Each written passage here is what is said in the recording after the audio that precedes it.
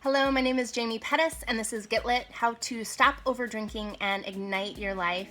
So welcome. I'm really happy that you found this video, and I'm hoping that if you're watching, either you or someone that you care about is struggling with overdrinking, and maybe you're experiencing some consequences. Maybe you're just having a hard time getting good quality sleep at night. Maybe you're waking up feeling foggy or groggy or regretful. Or maybe your 1 or 2 glasses of wine every night is turning into more and more, and you're just not able to be as present with your family and children in the evening like you want to be. Or maybe they've progressed into, the drinking has started to affect your relationships in a negative way, or maybe affecting work. Maybe you've gotten a DUI. Anywhere that you fall in that range, I'm here to show you how to get back in control with when it comes to your relationship with alcohol. I want to show you how to get back in the driver's seat. And I'm able to show you how because I was able to do that in my own life. So briefly, just to tell you a little bit about my story, back in 2005, I was 25 years old and my life was a complete disaster. I was drinking all the time, and the drinking was really affecting every area of my life. I was finding every single reason that you could possibly think of to drink, and it started to get really out of control. It was very habitual, and I could not imagine my life without alcohol. I couldn't imagine. I was using it to help me in every way, or what I thought was helping me in every way, and what it was doing in turn was really destroying everything in my life. So even though I couldn't imagine my life without alcohol, and I didn't really want to imagine it, I didn't want to give it up. It was like the love of my life. I knew deep inside that I was not going to be able to live the life that I knew was meant for me. I couldn't be the person that I knew I was supposed to be and have the things and accomplish the things that I wanted to accomplish with alcohol in my life, at least not in the same way. And so luckily I had a very supportive family and friends that helped me get the support that I needed in order to let go of alcohol. I'm really grateful and thankful to tell you that during that time I was able to do the work, learn the tools, get the support and accountability that I needed to step back, take a break from alcohol, and that obsession to drink it fell away. It miraculously fell away, and I was able to live free from alcohol for many, many years. So fast forward, 10 years, I was in a totally different place in my life, married with a child, and I thought, gosh, I'm a different person. I think I could probably maybe try drinking again. What had happened was I wasn't staying on top of the things that I knew to do.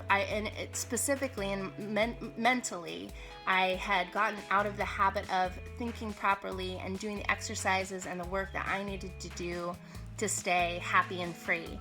And so I decided to experiment with drinking. And what I found out was, for me, drinking in moderation is not a possibility for me. It's just not something that works for me in my life. And I'm not saying that that's the case for everybody, because I will actually talk a little bit about how to drink in moderation, how to cut back, but maybe not quit entirely. But for me, that was not an option in my life. So I had to kind of go back into the tool belt and really rediscover the things that helped me to unlearn my desire to drink. And as I was doing that and kind of digging myself back out of that hole that I had created, I really got excited and passionate about helping others do the same. Because what I realized is, this whole thing is not a black and white issue. There are not normal drinkers or alcoholics. There's a wide range of people that depending on what's going on externally and internally, your relationship with alcohol can change, and it can progress to where you might, from the outside looking in, be highly functioning, look completely normal. No one would be able to tell that you struggle with your control over alcohol, but you're suffering in silence. You're drinking more than you want to be drinking, and that looks different for everyone, but you don't have to hit rock bottom. You don't have to be drinking vodka, at 7 in the morning to start working on, to take a break from alcohol and work on your relationship with alcohol so that you can get back in control and really see what's driving those habits.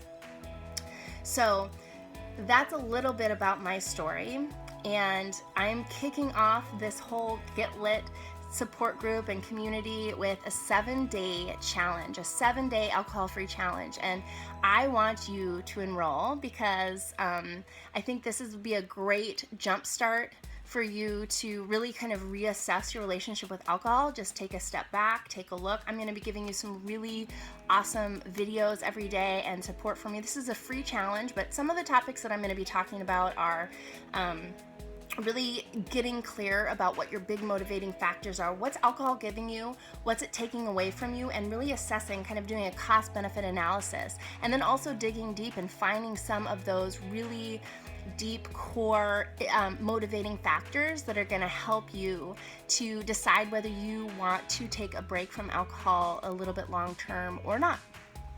We're going to be talking also about something that gets me really excited, and what that is we talk about the fact that you can actually unlearn the desire to drink. So you can actually be at a party or a barbecue or out, at the bar with your friends and literally have no desire to drink. Like, you can drink your club soda and lime or your special whatever non-alcoholic drink and enjoy yourself in that social setting and literally have no desire to drink alcohol. And I know this might sound crazy to you because it did to me when I first quit, but now this is a process that doesn't happen immediately, but I'm going to show you what you need to be doing, the steps you need to be taking in order to unlearn the desire to drink. It's very, very exciting. So we talk about cravings and urges and how to really ride the wave and how that's linked to unlearning the desire to drink. We talk about your triggers and the things that this is a very personal thing. We're all triggered by different things, but really taking a look at that and assessing so that we can create a plan around that. We also talk about the mind-body connection. So my background's in health and wellness. I was a personal trainer and a wellness coach for years, and there is such a direct link to the way that we take care of our body through proper sleep, proper nutrition, and proper exercise that's directly linked, and it will help us support the decision not to drink. So I'm going to share with you some tools and tips that you can get started, really easy ways that you can help support your decision to take a break. We're also going to talk about the mind and the power of the mind. And I know this might sound cliche, but it's so powerful because your mind, you are the CEO of your mind. And we think so many thoughts, tens of thousands of thoughts a day that are directly linked to the way that we feel.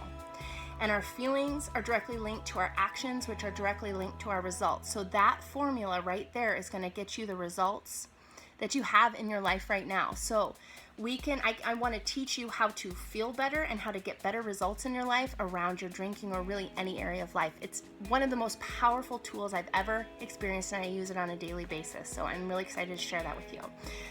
We're also going to be talking about processing emotions and why it's so important to learn how to acknowledge the way that we're feeling and our emotions and how to process them in a healthy way instead of running away from them and avoiding them through alcohol.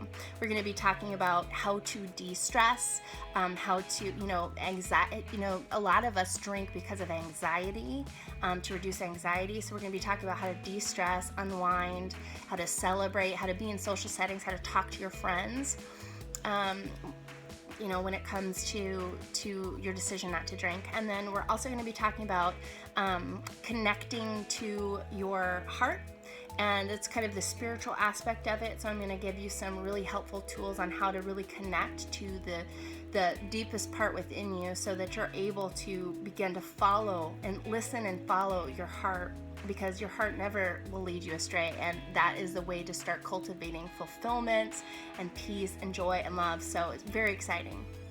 I want you to be a part of this group. I'm very, very excited, and so please fill out your name, your email, and your phone number, and I will be getting you signed up for that challenge, be sending you some really inspirational ideas, some tools, some tips. Feel free to PM me, to email me at coachjamiepettis@gmail.com. and I'd love to hear from you. I'm really excited to get this started, so let's do it. Let's get lit.